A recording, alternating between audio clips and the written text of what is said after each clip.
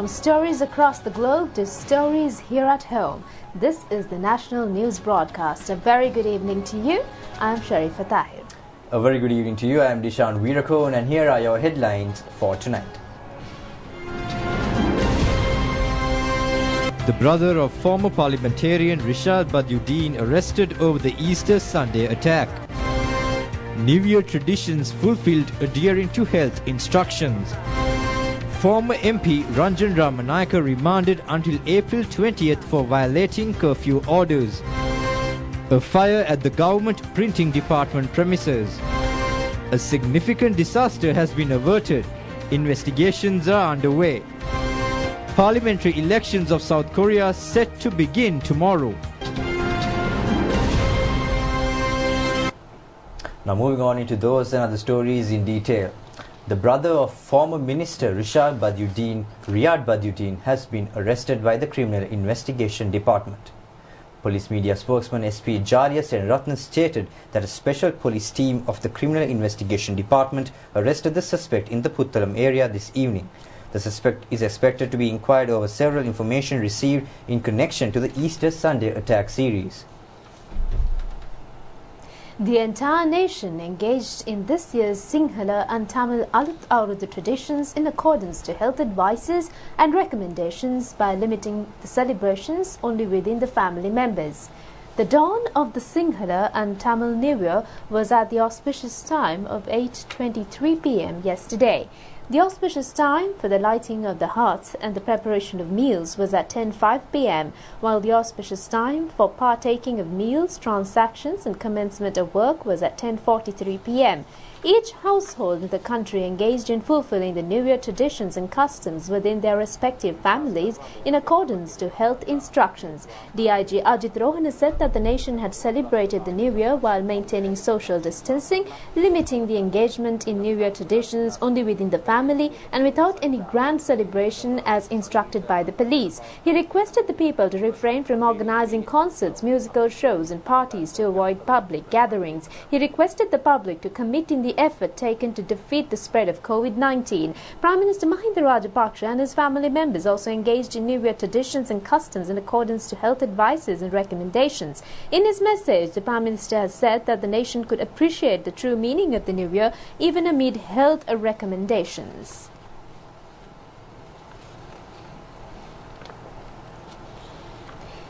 The Prime Minister has also pointed out that the national integrity can be sustained and strengthened through the traditions and customs of the New Year by working together in the same time.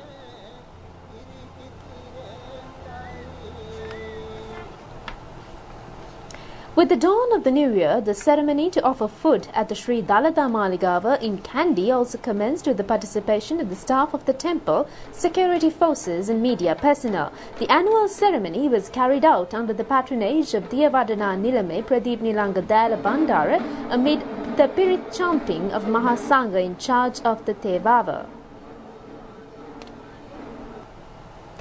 The annual program, organized to invoke blessings to the country by the Hunupitiya Gangaramaya temple to mark the dawn of the New Year, was held this year as well.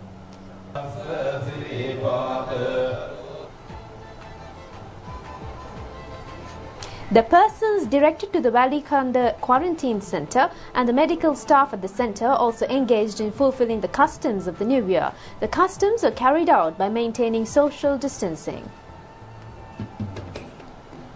Meanwhile, the anointing of oil New Year tradition is set to take place at the auspicious time of 9:17 a.m. tomorrow.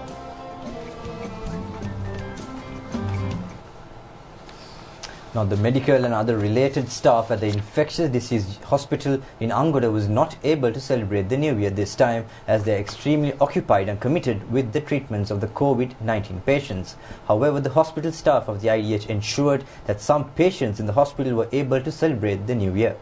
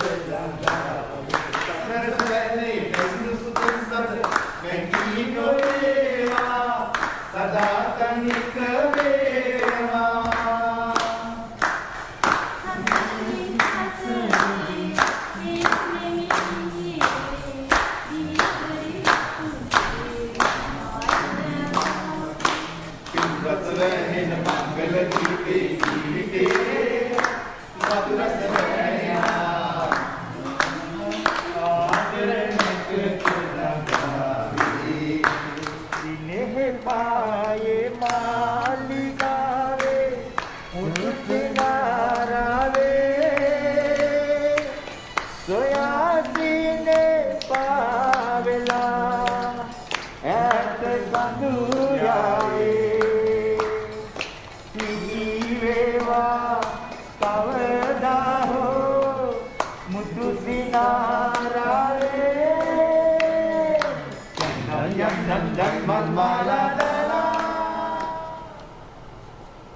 the meantime, the total number of fully recovered COVID-19 patients in the country has escalated to 61 after 5 patients are discharged from the hospitals following their recovery within the past 24 hours.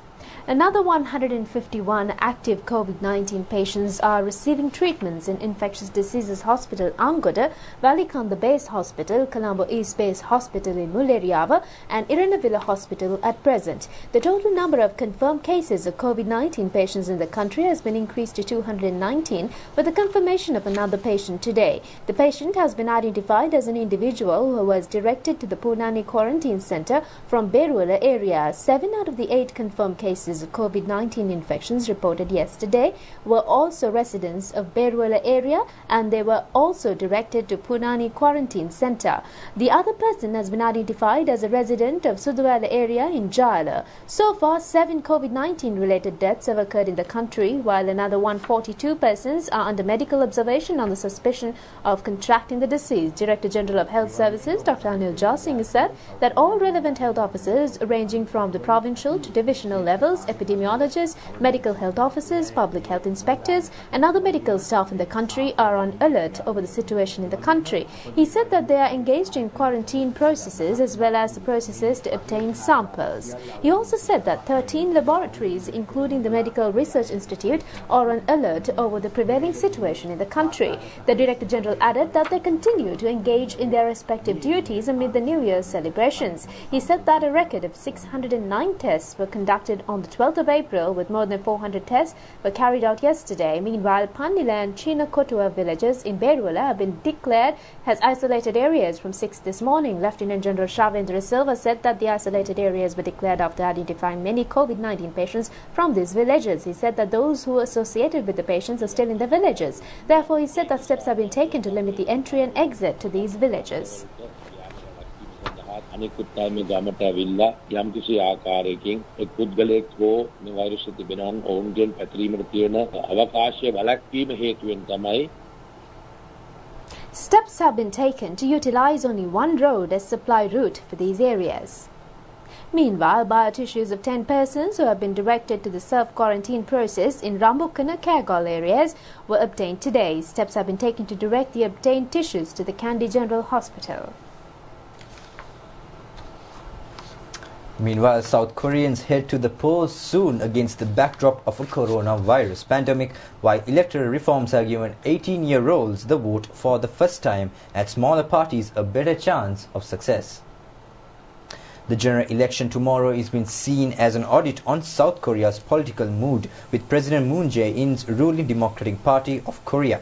Analysts say the results, which are expected by the afternoon of April 16, could be close. In late 2016, millions rallied in the streets for 6 consecutive weeks to bring down then-President and conservative Park Geun-hye. She was impeached in 2017 for a litany of crimes, including extortion and embezzlement, and is now in jail. Afterwards, the country swung towards a more liberal government for the first time in nearly a decade, electing Moon as president. The 2016 election led to the narrowest of majorities in the 300-seat assembly, with Moon's Democratic Party of Korea winning a majority of just 1 seat over its most conservative rival, Saeonuri. New parties include a group of North Korean defectors looking to promote their rights and liberate those still north of the DMZ, as well as a group of feminists aiming to take on sexual violence and other women's issues. The upcoming election isn't just a referendum on Moon and the coronavirus situation, it is also a referendum on how these reforms will play out for the first time. The country also lowered the voting age from 19 to 18, bringing it into line with other democracies including the United States and Japan.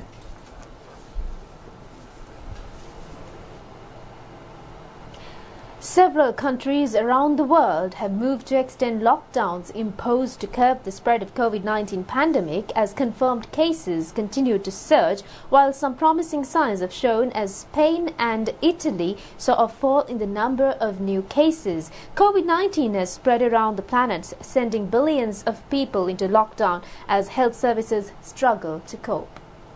The coronavirus, also known as COVID-19, has affected 210 countries and territories around the world and 2 international conveyances. A total of 120,438 people have died of COVID-19 globally, as the number of infections has risen to 1.9 million. In the United States, which has the most confirmed cases and the highest coronavirus death toll anywhere in the world, the number of COVID-19 cases reached 587,173 with 23,644 deaths. In New York State, the hardest hit area in the country, a total of 671 people died in the last 24 hours, raising New York's toll to 10,056. The state has reported 195,261 confirmed cases overall.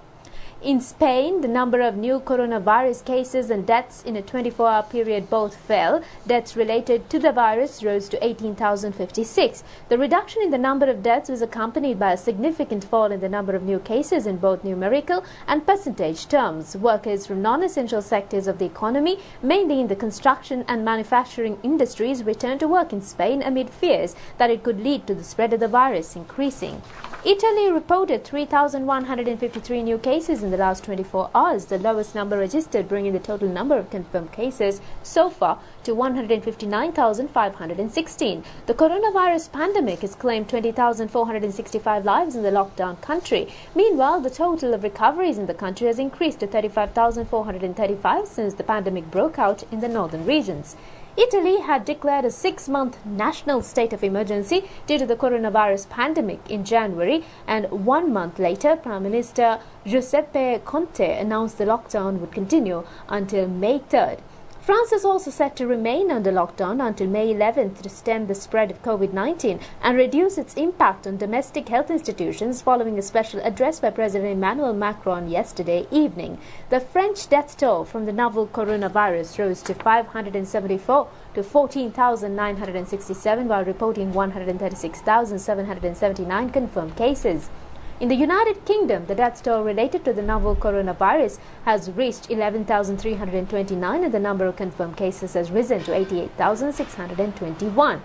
Russia has registered a total of 21,102 cases of COVID-19 thus far, with the number of infected rising by a new daily record of 2,774. The death toll is now at 170, with 1,694 people having recovered so far. To prevent the spread of coronavirus, President Vladimir Putin extended paid leave for all residents until the end of April. Nearly all regions have introduced mandatory self-isolation procedures for all residents. In Iran, the number of new coronavirus cases has been slowing down in recent days, with the country reporting 1,617 new infection cases in the past 24 hours, bringing the total number to 73,303, with 4,585 deaths being recorded. In Pakistan, the government is considering to extend its lockdown measures as the confirmed cases of COVID-19 have risen to 5,716 with 96 deaths. Now, India extends the nationwide lockdown, the biggest lockdown in the world, until May 3rd today, as the number of coronavirus cases crossed 10,000 despite a 3-week shutdown. Prime Minister Narendra Modi, in a televised address to the nation, said the challenge was to stop the virus from spreading to new parts of the country.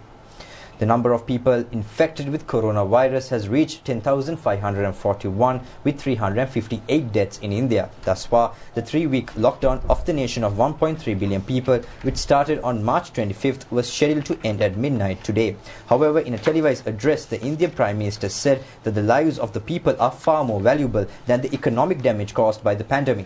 Prime Minister Modi also said some restrictions in areas further away from infection hotspots would be eased on April 20th to help poor people dependent upon daily wages. According to official figures, South Asian nations have so far been relatively unscathed by the pandemic, yet there exist fears that numbers could skyrocket and overwhelm shaky healthcare systems. Several states, including Maharashtra, with the highest number of cases, Tamil Nadu and Odisha, have announced lockdown extensions. Meanwhile, the World Bank has said economic growth in India and South Asian countries is said to be the slowest for 4 decades this year due to the coronavirus outbreak.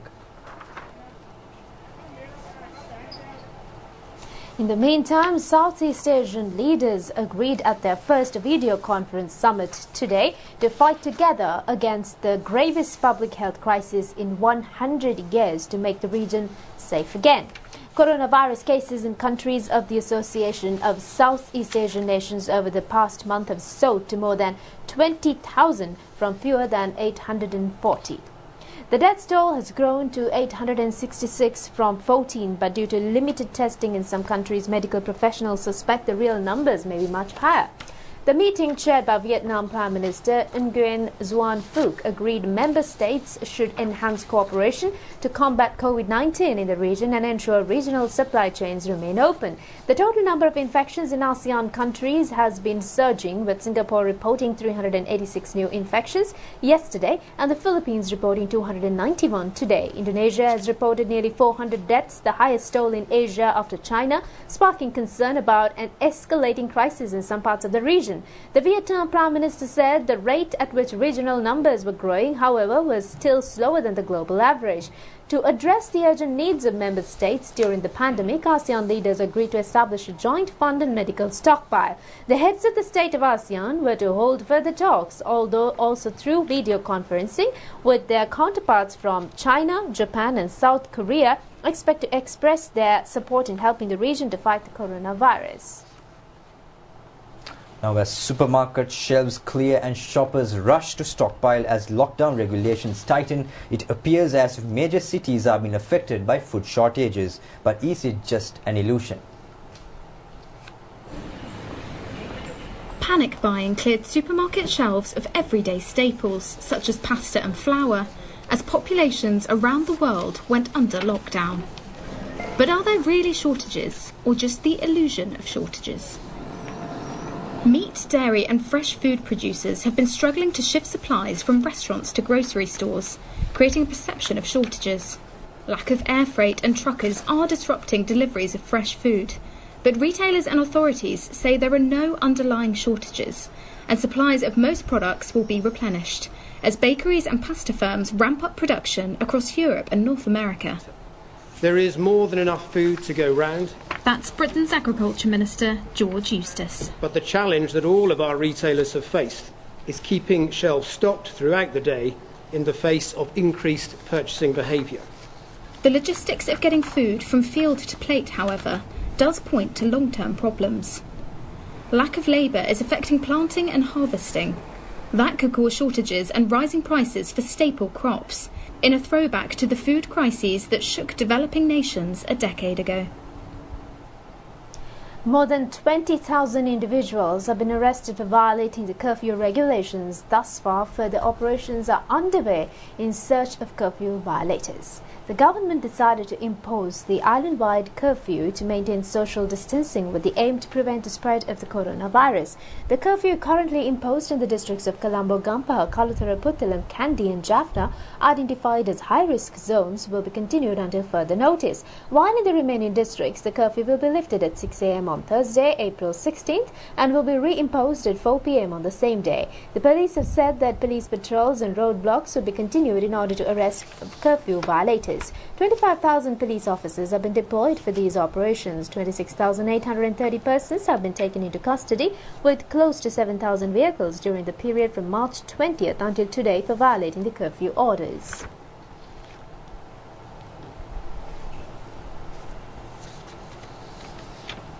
DIG Ajit Rohana said that a special operation was commenced from 6 p.m. yesterday and 1,001 persons have been arrested thus far. He said that 215 vehicles have also been taken into custody. He added that the persons, including the vehicles, will be directly produced before the courts. The police have also taken steps to direct those who have travelled between districts without a valid curfew pass for a 14-day quarantine process. DIG Ajit Rohana said that those who travel across districts without permission and those who misappropriate the issued curfew permits will be directed to the quarantine process after being directed to the health authorities. Accordingly, 11 persons from Haputale and Anuradhapura areas have been directed to the quarantine process based on the recommendation of the health authorities. පුද්ගලින් 11ක් පමණ මෙම නිරෝධායන ක්‍රියාවලියට යොමු කර තිබෙනවා සෞඛ්‍ය බලධාරීන්ගේ නිර්දේශ මත. Special operations have been initiated by the police to arrest curfew violators across the country. Now, former parliamentarian Ranjan Ramanayaka, arrested on the charges of obstructing the duties of police officers, has been remanded until April 20th in accordance to an order issued by the Nugegoda Magistrates Court today. The former parliamentarian was arrested by the Mirihana police yesterday from his official residence at the Madivela housing scheme for parliamentarians. He was arrested on the charges of obstructing the duties of police officers. An individual claiming to be the physiotherapist of the former parliamentarian had attempted to enter the premises of the housing scheme in a vehicle with a stock of goods. The police had averted his entry into the housing scheme for not possessing a valid curfew permit. A video clip obtained from a mobile phone shows how former MP Ranjan Ramanayaka threatened the police officers following his arrival to the scene.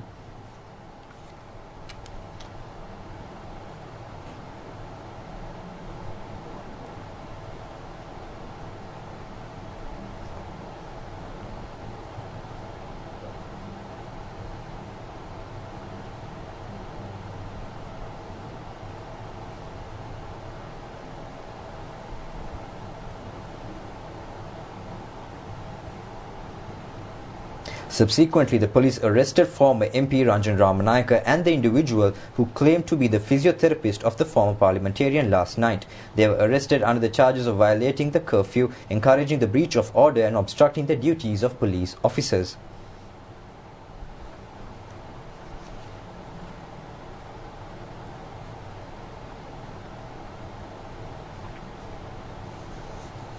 DIG Ajit Rohan has said that even if a person wished to distribute essential food items to carry out a good deed towards the public, they will not be able to proceed with these activities as they wish. He said the procedures are in place for them to obtain necessary permits and other approvals under certain criteria. Accordingly, he said that the police issue permits in accordance with the recommendations made by district secretaries and health authorities. He said that the priority should always be given to the prevention of the spread of the disease.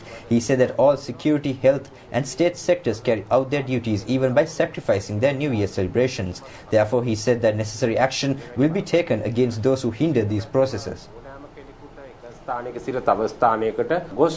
මෙසේ යම් සේවා සපයන බව පවසමින් කටයුතු කිරීමට හැකියාවක් නැහැ. අංක 1 ලෙස අපි සලකන්නේ මෙම රෝගයේ පැතිරීම වැළැක්වීම. අනිත් සියලු කාරණා ඊට පහතින් තියෙන්නේ. ඉතින් ඒ සඳහා තමයි මේ පොලිස් නිලධාරීන්, එවැගේම ත්‍රිවිධ හමුදාව, සෞඛ්‍ය බලධාරීන්, රාජ්‍ය නිලධාරීන් පැය 24 පුරා රාජකාරී කරන්නේ.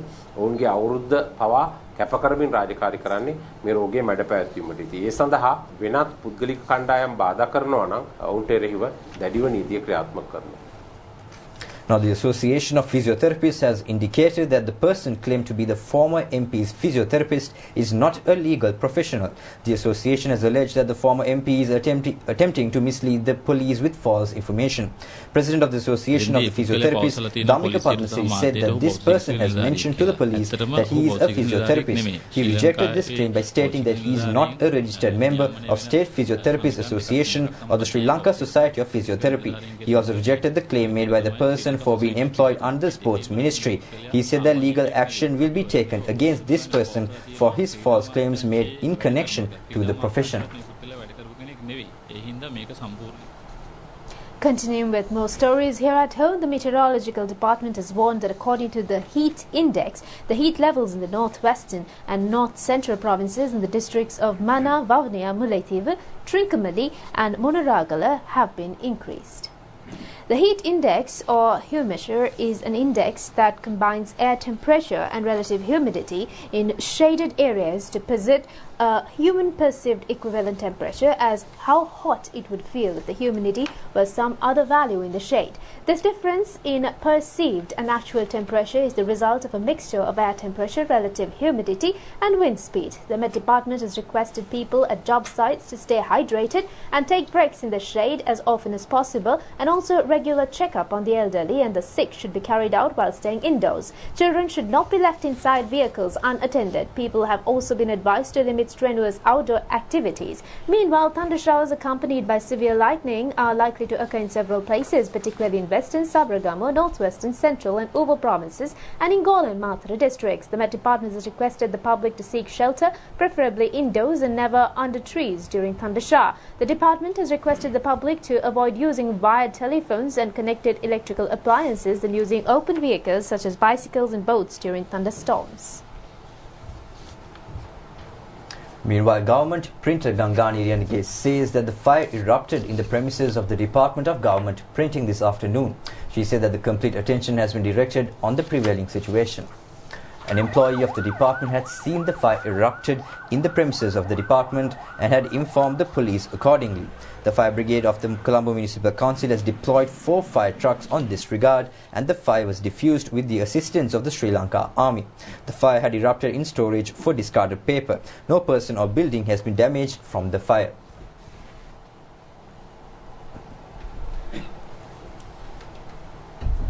Police say stern action will be taken against those who engaged in producing liquor as well as transportation during curfew period. Police have taken steps to apprehend their assets and properties as well. DIG Ajit Rohan has said that according to doctors, all should possess a sound immune system to counter the viral infection. However, he said that the consumption of liquor would diminish the immunity of a human body. Therefore, he said that the production and distribution of liquor would be considered as an assistance or encouragement for the spread of the disease. Accordingly, he said that stern legal action will be taken against such offenders under the Excise Ordinance and Quarantine and Prevention of Diseases Act. අනුබල දීමක් ආධාර උපකාර කිරීමක් වෙනවා. ඒ අනුව සුරාබදු ආඥා පනත වගේම මෙම නිරෝධායන සහ රෝග වැළැක්වීමේ ආඥා පනතත් එම රෙගුලාසි යටතේ අදාළ පුද්ගලයන්ට එරෙහිව කටයුතු කරනවා. Meanwhile, the police have located many illegal liquor producing areas. The police special task force has taken 3 suspects with liquor and several liquor producing equipments into the custody after raiding an illegal liquor producing centre in Tarala, Pugoda. A stock of Goda amounting up to 2 million millilitres was apprehended at an area in Paduka. 1 suspect has been taken into the police custody. Tadigama police has found stock of live ammunition when carrying out search operations at illegal liquor producing centres at Elihinakatua area in Nelumdenia. During the raid, the police have taken liquor, T-56 ammunition, 56 anti-aircraft ammunitions and 1 revolver into the custody. Accordingly, 2 suspects have been arrested. Meanwhile, the Department of Samudra Development says that 5,000 rupees allowance has been given out to 2.5 million low-income earning families thus far. All 1.8 million Samudra beneficiaries have also been included in the group of recipients. The final phase of the distribution of relief allowance has been commenced. The Department of Samudra Development said that distribution of the allowance will be carried out tomorrow as well. 700,000 persons in the pending list has also received the 5,000 rupees allowance. Director General of Samudra Development, Bandula Tilakasiri, said that the government has decided to provide the 5,000 rupee allowance for the families without unemployment and revenue-hindered families. Director General of Samudra Development, Bandula Tilakasiri, said that people in various areas have not been able to carry out their routine employments which have hindered the revenue earning ways. He said that the President Task Force initiated under the mediation of the President and the Prime Minister has gathered relevant information from the Grama Sevaka level. He said that the allowance will be given out to all those who have been deprived of an employment or revenue earning ways. He appreciated all who engaged in fulfilling the task of distributing the allowance to low income families across the country amid the prevailing situation in the country.